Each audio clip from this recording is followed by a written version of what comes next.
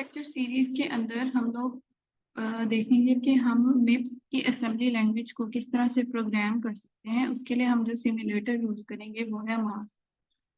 Mars को आप लोग डाउनलोड कैसे कर सकते हैं? आप लोग इधर गूगल पर जाकर लिखेंगे कि डाउनलोड मार्स सिम्युलेटर। जो फर्स्ट लिंक आएगा उसको आपने ओपन करना है और नेक्स्ट जाके आपने यहाँ से इसको डाउनलोड कर लेना है।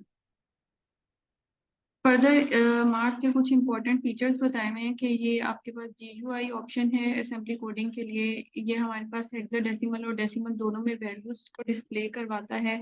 बिट लेवल व्यू आपको देता है और आप 32 बिट फ्लोटिंग पॉइंट का व्यू भी इससे देख सकते हैं अपने कोड का। आगे इसको डाउनलोड करने के बाद आपके पास जावा की एक फाइल आएगी। उसको जब आप रन करेंगे तो वो आपके पास इस तरह का सिम्युलेटर जो है IDE जो है वो ओपन कर देगा। नेक्स्ट अब हम इसमें देखते हैं कि कोड किस तरह से लिखा जाता है। मार्स के अंदर जब भी आपने मिप्स से रिलेटेड कोडिंग करनी है तो आपने दो सेगमेंट डिफाइन करने हैं, एक डॉट डेटा और एक डॉट टेक्स्ट। डॉट डेटा का मतलब ये है कि जो जो वेरिएबल्स आपने यूज करने हैं वो सारे आप यहाँ पे डिफाइन करेंगे अपने डॉट डेटा के सेगमेंट के अंदर। और जितनी आपने इंस्ट्रक्शंस लिखनी है कि आपने डेटा के साथ क्या करना है वो आप डॉट टेक्स्ट के सेगमेंट के अंदर डिफाइन करेंगे। फर्दर जो आप variables as a label design करते हैं डॉट डेटा के अंदर, उसकी क्या डेटा टाइप होनी चाहिए? वो वर्ड टाइप है, आस्की टाइप है, वाइट है और बाकी सारी ये डेटा टाइप्स मेंशन है। तो वो आप अपने हिसाब से जो भी आपने काम करना है यहाँ पे आप उसको सेव कर सकते हैं। नेक्स्ट हम इसको देखते हैं कि इसमें क्या हमारे पास ऑप्शंस हैं। अच्छा, मिप्स के अंदर आपके पास मल्टीपल रजिस्टर्स के ऑप्शंस आ रहे होते हैं। हमें पता है कि जनरल पर्पस रजिस्टर्स भी होते हैं उसके अंदर 32। तो ये आपके पास रजिस्टर्स की लिस्ट आ रही होती है। किस रजिस्टर का क्या काम है वो जब आप उसके ऊपर कर्सर रखते हैं तो वो आपको नीचे एक डिस्क्रिप्शन दे देता है। जैसे अब ये V रजिस्टर्स हैं तो इनका काम क्या है कि ये किसी भी फंक्शन के जो रिजल्ट्स हैं उनको प्रिंट करने के लिए या रिटर्न करने के लिए यूज होते हैं। A रजिस्टर्स हमारे पास आर्ग्यूमेंट्स के लिए यूज होते हैं और जो T रजिस्टर्स हैं वो टेम्परेरी रजिस्टर्स हैं। जैसे एडिशन सब्ट्रैक्शन के लिए हम टेम्परेरी वैल्यू एक वेरिएबल के अंदर रखते हैं, एक रजिस्टर के अंदर रखते हैं सॉरी, और फिर उसके बाद उसको वहां से मूव कर देते हैं डेस्टिनेशन के अंदर। तो उस पर्पज के लिए हमारे पास टेम्परेरी रजिस्टर्स यूज होते हैं। मेनली हम इन तीन रजिस्टर्स के साथ ही काम कर रहे होते हैं। नेक्स्ट हमारे पास मिप्स के अंदर जितनी इंस्ट्रक्शन टाइप्स होती हैं उसका एक जनरल ओवरव्यू है। हमारे पास तीन तरह की इंस्ट्रक्शन यूज होती हैं, R टाइप, I टाइप और J type. R type instructions का क्या मतलब है? R to R रजिस्टर, जिसमें हमारा जो सोर्स रजिस्टर है और डेस्टिनेशन रजिस्टर है और दोनों जो भी ऑपरेशन परफॉर्म होगा उनका रिजल्ट भी एक रजिस्टर के अंदर ही स्टोर होगा। Opcode means add, separate, multiply, load, store, जो भी आपने ऑपरेशन करना है ऑपरेशन आपका कोड वो 6 बिट्स का यहाँ आएगा। आपके बाकी रजिस्टर की बिट्स ऊपर मेंशन है। शिफ्ट अमाउंट, अगर आपने कोई शिफ्ट अमाउंट अपने उसमें देनी है ऑपकोड में इंस्ट्रक्शन में तो वो आप देंगे और फंक्शन आप अपना 6 बिट का यहाँ पे देंगे। आई टाइप इंस्ट्रक्शन क्या होता है कि आपका ऑप कोड होता है, उसके बाद आपका एक रजिस्टर होता है, सोर्स या सोर्स रजिस्टर हो गया, उसके बाद आपका एक इमीडिएट ऑफसेट हो गया। मिसाल के तौर पे आपके पास लोड या स्टोर की ऑप्शन है और आप उसमें इमीडिएट वैल्यू दे देते हो एज अ ऑफसेट, तो आपका जो भी रजिस्टर होगा प्लस उसके अंदर ये इमीडिएट वैल्यू ऐड होके एक न्यू एड्रेस कैलकुलेट होगा और आपका जो ऑपरेशन परफॉर्म होगा वो उस न्यू एड्रेस के ऊपर जाकर परफॉर्म होगा जो इस ऑफसेट के ऐड करने के बाद जनरेट होता है। तो इस केस में आपका ऑफसेट जो है वो 16 बिट्स का होता है। जे टाइप इंस्ट्रक्शन के अंदर आप ऑप कोड दोगे, जैसे आपने जंप जंप का आपने ऑप कोड दिया और उसके बाद आपने ऑफसेट दे दिया, जो भी आपका ऑफसेट होगा वही आपका मेमोरी एड्रेस होगा। डायरेक्टली आपका जो कर्सर है, जो प्रोग्राम काउंटर है, वो उस रजिस्टर के ऊपर मूव कर जाएगा। अब हम अपने पहले टास्क की तरफ आते हैं। Write assembly program using MIPS instruction to display digit 5।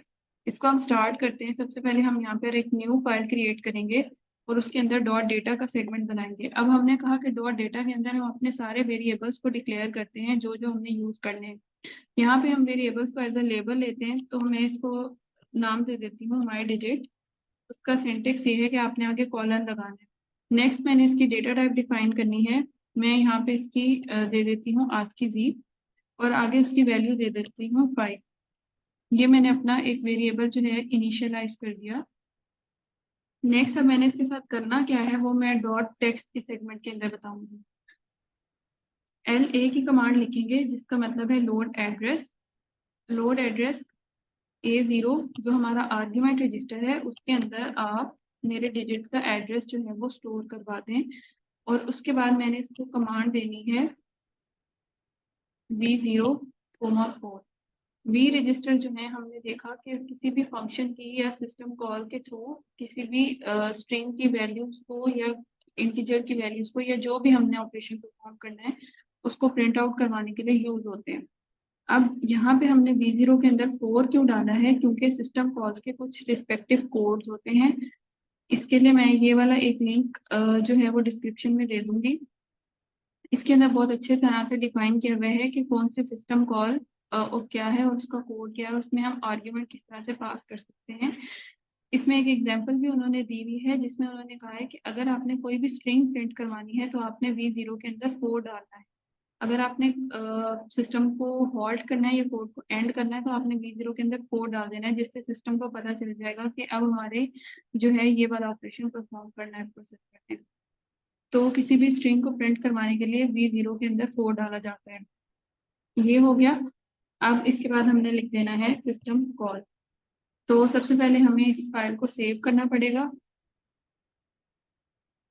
इसको हम सेव कर देते हैं कोड 1 के नाम से और इसको हम डेस्कटॉप पे सेव कर देते हैं। सेव करने के बाद सबसे पहले जैसे हमारे पास बाकी कोड्स के अंदर कंपाइलर्स वगैरह होते हैं, इसके अंदर हमारे पास असेंबलर होता है। अब हमारे पास दो ऑप्शन हैं, या तो हम इसको स्टेप बाय स्टेप एग्जीक्यूट करके देखें या फिर हम एज अ होल इसको रन करें। तो हम इसको स्टेप बाय स्टेप एग्जीक्यूट करके देखते हैं। सबसे पहले हमारे पास ये इंस्ट्रक्शन है लोड एड्रेस माई डिजिट *A0। मैंने जो लेबल डिफाइन किया है माई डिजिट, उसका जो एड्रेस है वो A0 रजिस्टर के अंदर लोड करना है। ये मेरा सोर्स कोड है जो मैंने लिखा है। ये बैकएंड पे क्या करेगा, बैकएंड के अंदर मेरे पास माई डिजिट का जो ये डेटा सेगमेंट के अंदर पहला एड्रेस है जो मैंने अपना लेबल डिफाइन किया, उसका जो एड्रेस है वो स्टोर होना है मेरे आर्ग्यूमेंट रजिस्टर के अंदर।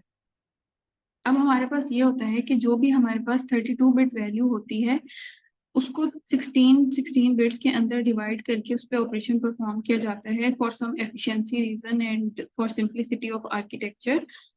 तो अब जो मेरा 32 बिट का एड्रेस है वो उसका अपर 16 बिट होंगी और लोअर 16 बिट होंगी। तो जो उसका अपर 16 बिट इमीडिएट होगा वो मेरे पास इस वन रजिस्टर जो कि एक जनरल पर्पस रजिस्टर है उसके अंदर स्टोर कर दिया जाएगा विद LUI की कमांड से, लोड अपर इमीडिएट की कमांड से। जो उसके लोअर 16 बिट्स हैं उनको मैंने 0 पे सेट करना है। ठीक है, तो उसको 0 पे सेट करने के लिए एक और ऑपरेशन परफॉर्म किया जाएगा, और ऑपरेशन बिटवीन दिस वैल्यू जो कि इस 1 के अंदर आई है उसका और किया जाएगा 0 के साथ और उसको स्टोर कर दिया जाएगा four four general purpose register के अंदर। तो बेसिकली हमने क्या किया कि जो हमारा 32 बिट का एड्रेस था उसको दो हाफ्स में डिवाइड किया। जो उसकी अपर वैल्यू थी उसको मैंने इस रजिस्टर में रखा और जो उसकी लोअर वैल्यू थी उसको मैंने 0 पे सेट करके इन दोनों का और किया, तो कंबाइन हो गया वो मेरे पास यही वाला एड्रेस बनेगा।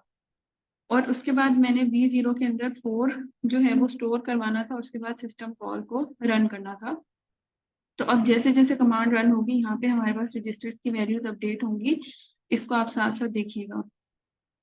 सबसे पहले हमारे पास ये A रजिस्टर जो है वो एक्टिवेट हुआ। A0 के अंदर हमारा जो लेबल का एड्रेस था वो आके स्टोर हो गया।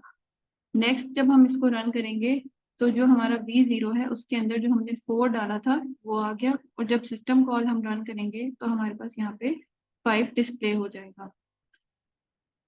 तो ये हमारा जो पहला टास्क था वो सक्सेसफुली कंप्लीट हो गया। नेक्स्ट अब हम अपना दूसरा टास्क परफॉर्म करते हैं।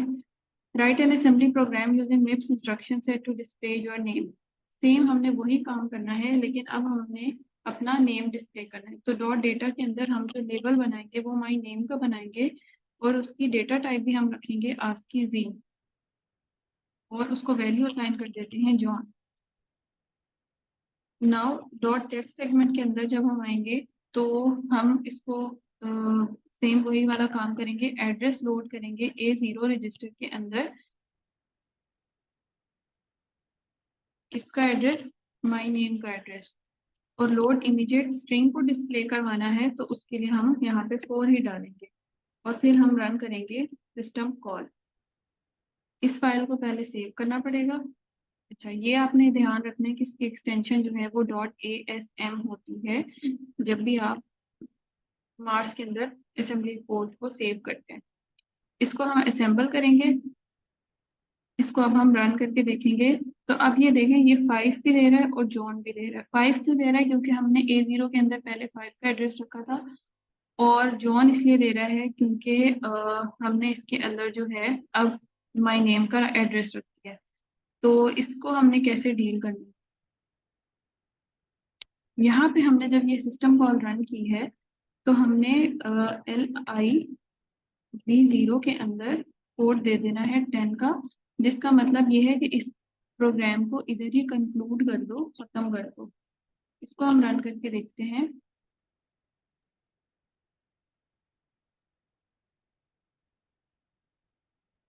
ठीक है, इसको हमने अब रन किया। अब हम अपनी इस फाइल के ऊपर जाते हैं।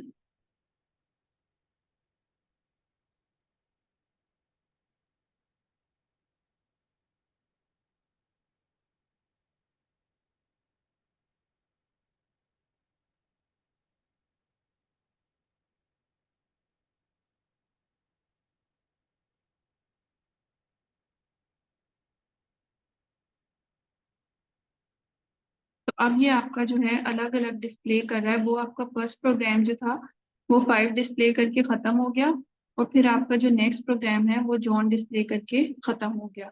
तो आपने जब भी कोई कोड लिखना है जिसमें आप सेम रजिस्टर जो है वो यूज कर रहे हो फॉर डिफरेंट पर्पस, तो आपने उस प्रोग्राम को कंक्लूड भी करना है या उसको खत्म भी करना है।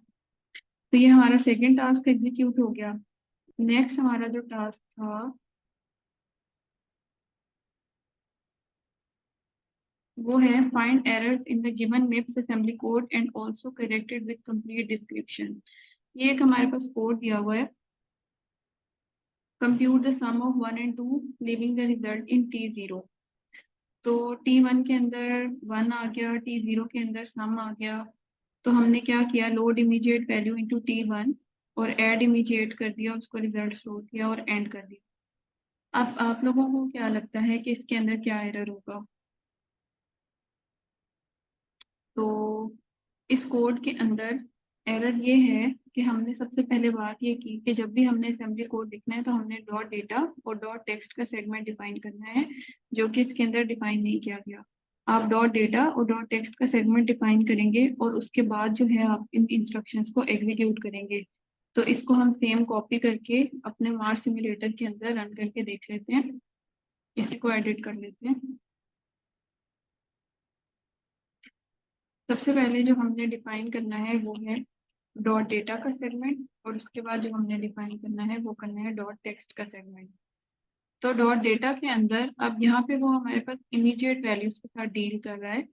तो यहाँ पे हमें कोई भी वेरिएबल जो है एज सच इनिशियलाइज कराने की जरूरत नहीं पड़ी। तो अगर आप इसको ऐसे ही रन करके देखें,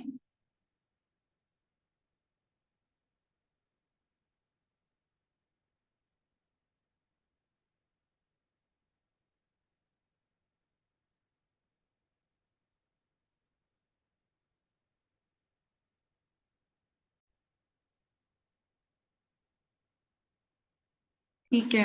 तो अब हमारे पास ये जो आउटपुट आई है वो आई है program is finish running top top bottom. तो इस कोड के अंदर क्या मसला है? इसके अंदर ये मसला है कि हमने इमीडिएट वैल्यू डाली T1 के अंदर, ऐड कर दिया T1 के अंदर 2 को, और हमने रिजल्ट जो है अपना स्टोर कर दिया T0 के अंदर। अब हमने इसको कुछ भी नहीं कहा, हमने इसको डिफाइन ही नहीं किया कि आपने जो है आउटपुट को डिस्प्ले करना है या प्रोग्राम को एंड करना है, क्या करना है। तो हम इसके लिए थोड़ा सा कोड को एडिट करेंगे। हमने जब अब हमारे पास जो रिजल्ट आ रहा है वो स्ट्रिंग नहीं है, वो एक इंटीजर है। तो जब हमने कोई इंटीजर प्रिंट करवाना होता है तो हम V0 रजिस्टर के अंदर 1 ऐड करते हैं, जैसे स्ट्रिंग के लिए हम 4 करते थे। उसके बाद हमने क्या करना है, जो हम पहले हम क्या कर रहे थे, हमारे पास जो एड्रेस था ना अपनी स्ट्रिंग का, हम उसको आर्ग्यूमेंट रजिस्टर के अंदर डाल रहे थे। अब हमारे पास डायरेक्ट एक इंटीजर रजिस्टर है, हम उसको मूव कर देंगे आर्ग्यूमेंट रजिस्टर के अंदर।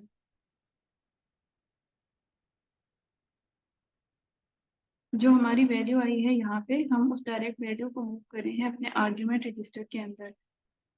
और अब हम लिख देते हैं सिस्टम कॉल। अब हम इसको रन करके देखते हैं कि ये क्या परफॉर्म करता है। इसको हम असेंबल करेंगे, रन करेंगे, तो हमारे पास जो आंसर है वो यहाँ पे डिस्प्ले हो जाएगा।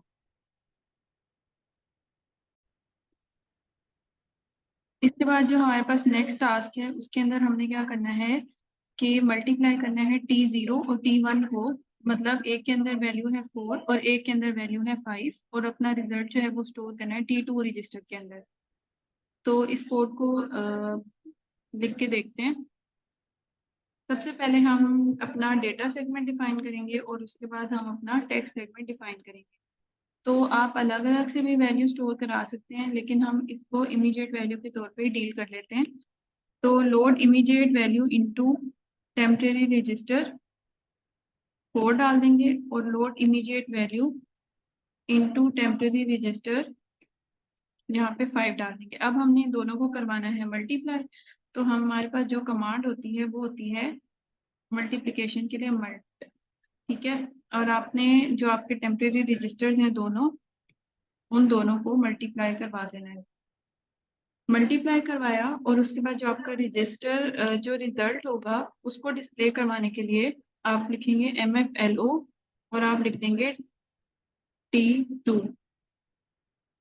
अब ये वाली कमांड हमने यहाँ पर क्यों लिखी है?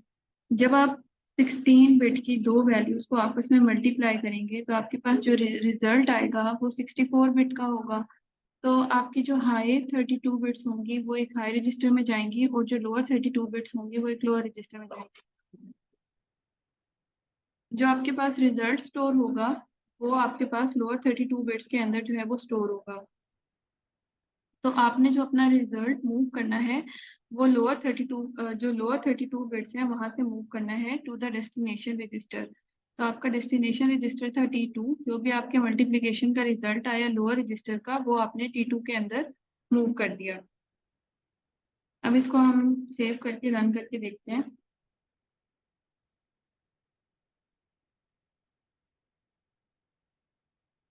Program is finish running dropped off bottom. वही है कि आपने अपने रिजल्ट को डिस्प्ले करवाने के लिए इसके अंदर कोई कमांड नहीं लिखी। तो अब अपनी मल्टीप्लिकेशन का रिजल्ट जो है वो हम लोगों ने, अब अपनी मल्टीप्लिकेशन का जो रिजल्ट हम लोगों ने T2 के अंदर सेव करवाया उसको प्रिंट किस तरह से करवाना है। हम लोगों ने आर्ग्यूमेंट रजिस्टर के अंदर स्ट्रिंग के केस में एड्रेस लोड किया था अपनी स्ट्रिंग का। तो अब हमारे पास यहाँ पे एक न्यूमेरिक वैल्यू है, तो हम A0 के अंदर डायरेक्ट अपना जो रिजल्ट है उसको मूव करवा देंगे, और जो अपना V0 है उसको कहेंगे कि आपने इंटीजर प्रिंट करवाना है, और उसके बाद सिस्टम कॉल को लिख देंगे।